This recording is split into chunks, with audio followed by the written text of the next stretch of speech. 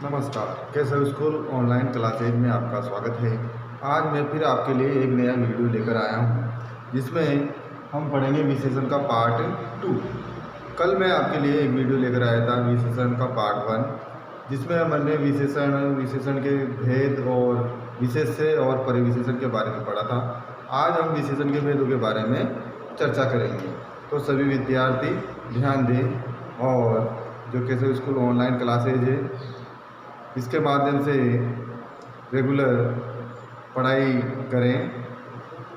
तो आते हैं हम गुणवाचक विशेषण पर। गुणवाचक विशेषण ऐसे शब्द, विशेषण का पार्ट 2 है। विशेषण की परिभाषा क्या थी? संज्ञा या सर्वनाम की विशेषता बताने वाली, जिनके द्वारा संज्ञा या सर्वनाम की विशेषता बताई जाती है ऐसे शब्दों को हम विशेषण कहते हैं। संज्ञा और सर्वनाम की विशेषता बताने वाले शब्दों को विशेषण कहते हैं। तो उसके भेद अपन ने 5 भेद पढ़े थे। तो इसका पहला भेद है गुणवाचक विशेषण। तो उसकी परिभाषा क्या होती है, ध्यान दें सभी। गुणवाचक विशेषण, अब इसमें गुण आ रहा है तो गुणवाचक विशेषण, गुण तो किसी संज्ञा या सर्वनाम शब्द के गुण, दोष, दशा, स्वभाव आदि के बारे में इसमें बातचीत की जाएगी। तो ऐसे शब्द जो किसी संज्ञा या सर्वनाम, ऐसे शब्द जो किसी संज्ञा या सर्वनाम के क्या क्या गुण, दोष, रूप, रंग, आकार, स्वभाव अथवा दशा का बोध कराते हैं उसे गुणवाचक विशेषण कहते हैं। तो ऐसे शब्द जो किसी संज्ञा या सर्वनाम के गुण, दोष, रूप, रंग, आकार, स्वभाव अथवा दशा का बोध कराते हैं उन्हें गुणवाचक विशेषण कहते हैं। किस किस का? एक पहली बात है संज्ञा और सर्वनाम का कि गुण, दोष, रूप, रंग, आकार, स्वभाव अथवा दशा का बोध कराते हैं। संज्ञा, किसी संज्ञा का अर्थ होता है नाम, मैंने पहले बताया था आपको, नाम होता है। सर्वनाम, इसके स्थान पर इसका प्रयोग किया जाता है, नाम के स्थान पर उसे सर्वनाम कहते हैं, यानी संज्ञा के स्थान में प्रयोग किए जाने वाले शब्दों को सर्वनाम कहते हैं। इन दोनों की विशेषता बताने वाले शब्दों को क्या कहते हैं? विशेषण कहते हैं। तो वही विशेषताएं बता रहे हैं गुणवाचक विशेषण। तो जैसे उदाहरण लिख रखा है मैंने, पुराना कमीज। कमीज कैसा है? कमीज कैसा है? पुराना। तो ये इसकी विशेषता हो गई। कमीज कैसा है? पुराना है। तो यह इसकी विशेषता हो गई। काला कुत्ता, कुत्ता कैसा है? काला है। तो ये इसकी विशेषता हो गई, कुत्ता कैसा है? काला है। आगे देखो, मीठा आम, आम कैसा है? मीठा है। आम कैसा है? मीठा है। तो ये इसका गुण हो गया। काला कुत्ता, काला कुत्ता, ये इसका रूप हो गया। पुराना कमीज, पुराना कमीज, ये इसकी दशा हो गई। पुराना कमीज। तो जैसे मैंने यहाँ लिख दिया,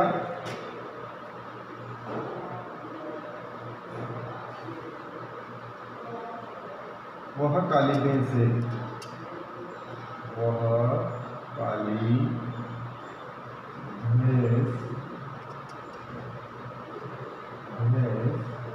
है, वह काली भैंस है। तो संज्ञा शब्द क्या हो गया? भैंस। कैसी है? काली। भैंस काली है। तो आपसे पूछ लिया जाए इसमें कौन सा, काली भैंस में कौन सा विशेषण है, तो आप क्या बताओगे? गुणवाचक विशेषण है। क्योंकि जो भैंस है उसका रूप कैसा है? काला है। कैसा है? काला है। तो भैंस कैसी है? काली है। तो काली भैंस। आपसे पूछ लिया जाए काली भैंस, तो काली जो शब्द है इसमें कौन सा विशेषण है, तो आप क्या बताओगे? क्या बताओगे? गुणवाचक विशेषण। क्या बताओगे? गुणवाचक विशेषण। तो ये था गुणवाचक विशेषण। तो गुणवाचक विशेषण में आप ध्यान रखना, इसमें क्या क्या बताया जाएगा? गुण, दोष, रूप, रंग, आकार, स्वभाव अथवा दशा का बोध कराने वाले शब्दों को गुणवाचक विशेषण कहते हैं। अब आता है संख्यावाचक विशेषण। इसका दूसरा विशेषण के भेद में दूसरा आता है संख्यावाचक विशेषण। संख्या से पता चल रहा होगा आपको, इससे आपको पता लग रहा होगा संख्या संख्या, नो संज्ञा नहीं, संख्या, उसमें ज्ञा आता है, इसमें क्या आता है, तो संख्या। तो संख्या का अर्थ होता है क्रम, गणना, जिसे गिना जा सके, है ना। तो ऐसे शब्द जो किसी संज्ञा या सर्वनाम की निश्चित या अनिश्चित संख्या का, निश्चित या अनिश्चित संख्या, क्रम या गणना का बोध कराते हैं। क्रम भी हो सकता है 1 2 3 4, संख्या भी हो सकती है 4 5 6, गणना भी हो सकती है, गणना का बोध कराएं। निश्चित हो, लेकिन हो निश्चित या अनिश्चित संख्या का बोध कराते हो। तो ये दोनों इसके उपभेद हो गए, मैंने इसमें लिख दिए। दोनों उपभेद हैं इसके, निश्चित और अनिश्चित। निश्चित संख्या का बोध कराएंगे वह निश्चित, और जो अनिश्चित संख्या का बोध कराएंगे वह अनिश्चित। तो संख्यावाचक विशेषण किसे कहेंगे? ऐसे शब्द जो किसी संज्ञा या सर्वनाम की निश्चित संख्या का, क्रम का या गणना का बोध कराते हैं, उसे संख्यावाचक विशेषण कहते हैं। तो ऐसे शब्द जो किसी संज्ञा या सर्वनाम, इसमें भी संज्ञा हो तो संज्ञा और सर्वनाम ही रहेगा। तो संज्ञा हो या सर्वनाम की किसकी संख्या का ज्ञान कराएगा? संज्ञा सर्वनाम की निश्चित संख्या या अनिश्चित संख्या का बोध कराते हैं, उसे हम क्या करते हैं? संख्यावाचक विशेषण करते हैं। इसके दो उपभेद हैं, ये दोनों उपभेद हैं। उपभेद, ठीक है। तो निश्चित संख्या, निश्चित संख्या में क्या आएगा? जैसे 1 2 3 4 5, या 1 दूसरा, तीनों, चौगुना, चारों, ये ऐसे जो शब्द आएंगे वो क्या कहलाएंगे? निश्चित संख्यावाचक विशेषण कहलाएंगे। निश्चित संख्यावाचक विशेषण कहलाएंगे। इसके बाद अनिश्चित संख्यावाचक विशेषण में क्या कहलाएंगे? कुछ लोग, थोड़े फल लेकर आओ, बहुत से रुपए, वहाँ पर बहुत से रुपए पड़े हुए हैं या गिरे हुए हैं, तो बहुत से रुपए। तो जो बहुत शब्द है, थोड़े हैं, कुछ है, ये ऐसे शब्द आए, वहाँ पर कौन सा संख्यावाचक विशेषण होगा? अनिश्चित संख्यावाचक विशेषण होगा। जैसे ऐसे शब्द कुछ लोग, थोड़े आदमी, थोड़े फल, बहुत से रुपए, तो ऐसे थोड़े, बहुत, कुछ ऐसे आए तो क्या रहेगा? निश्चित संख्यावाचक विशेषण रहेगा। जैसे निश्चित संख्यावाचक विशेषण में आप दुकान पर गए और वहाँ से आप 1 किलो शक्कर लाए, या 1 किलो तेल लाए, या 1 किलो खली लाए, कुछ भी लाए आप, तो क्या रहेगा? निश्चित रहेगा। आपसे रास्ते में कोई पूछ लेगा कितने हैं भैया, तो आप निश्चित हो, तो आप बता दोगे 1 किलो है। आपसे 5 किलो तेल मंगवाया गया, या 5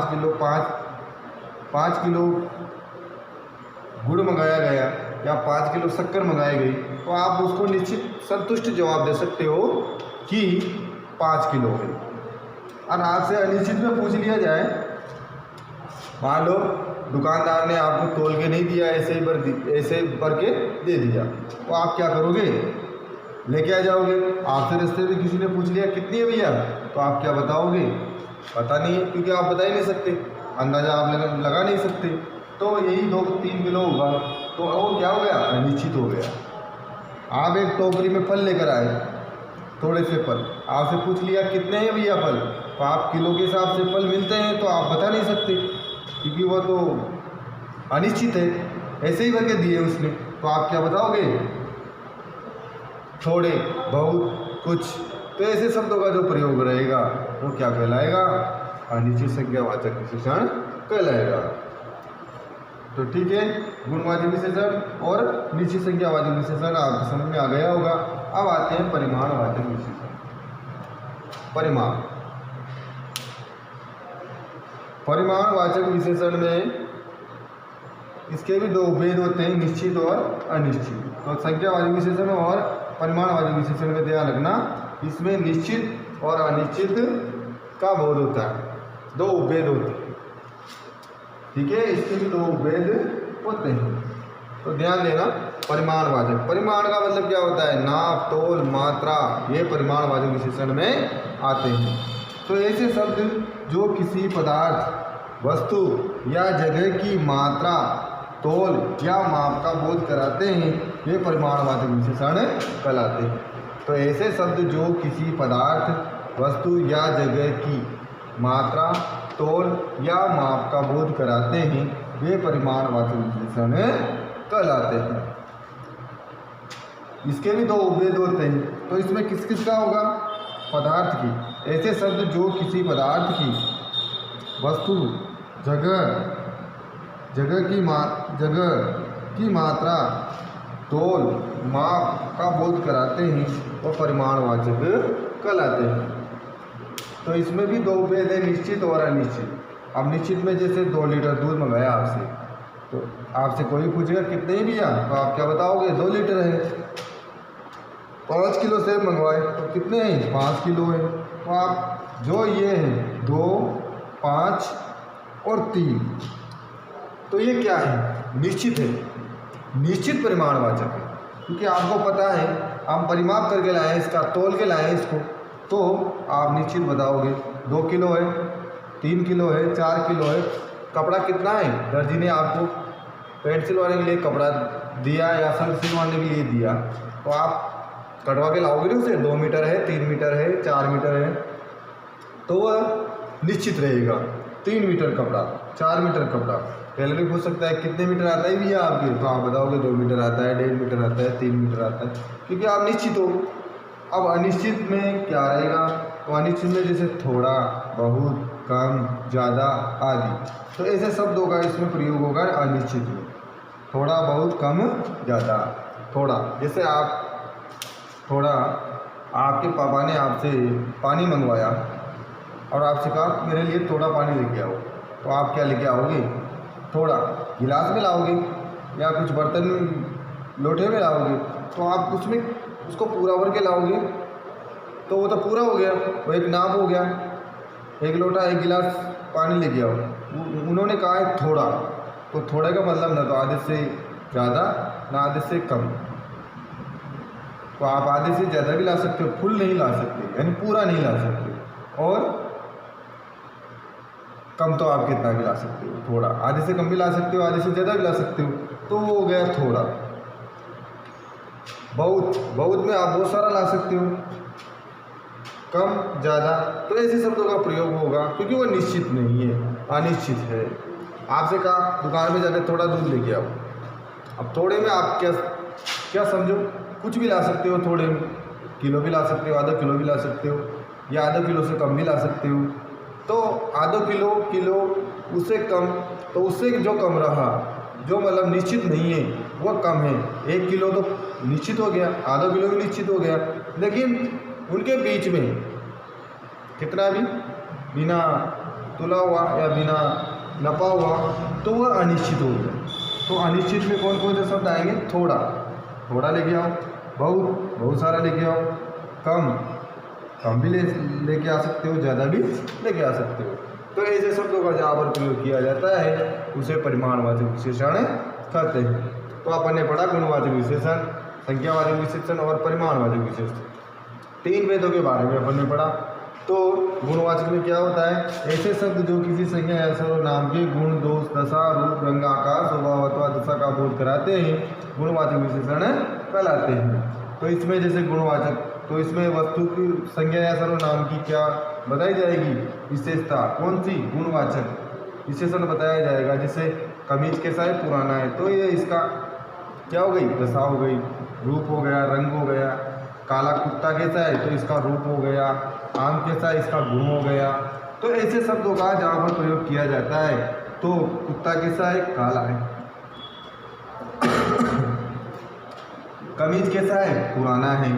तो ऐसे शब्दों का जहाँ पर प्रयोग किया जाता है वो गुणवाचक विशेषण होते हैं।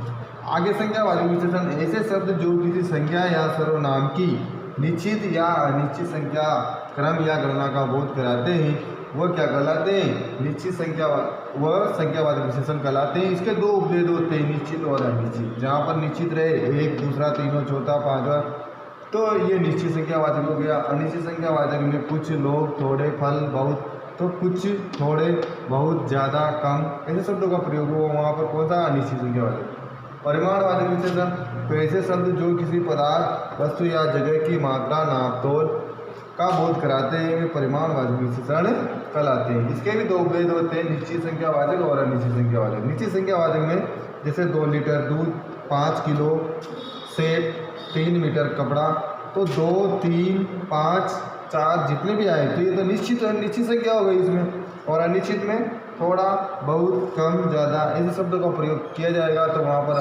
अनिश्चित रहेगा, अनिश्चित परिमाणवाचक विशेषण रहेगा। तो जो भी छात्र बच्चा आता है इसको देख रहे हैं, इसका स्क्रीनशॉट ले लें।